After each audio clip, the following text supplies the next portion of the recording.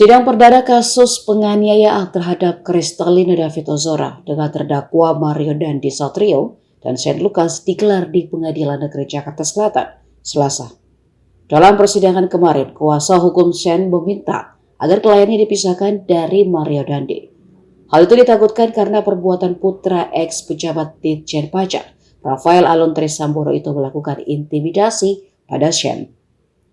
Happy Sihombi mengungkapkan alasan pihaknya meminta majelis hakim memisahkan penahanan Shane Lucas dengan Mario Dandi. Sebab Shane Lucas mendapat tekanan psikologis dari Mario, termasuk saat diajak menganiaya David pada Februari 2023 lalu. Juga ketakutan hal yang sama akan kembali terjadi selama sidang-sidang berikutnya.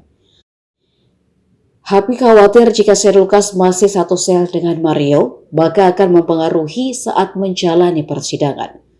Sementara itu, Hakim Ketua Alimin Ribut Suyono sempat bertanya, apakah Shane Lucas benar berada di dalam satu tahanan dengan Mario Dandi. Hakim kemudian mengabulkan permintaan dari tim pengacara Shane Lucas.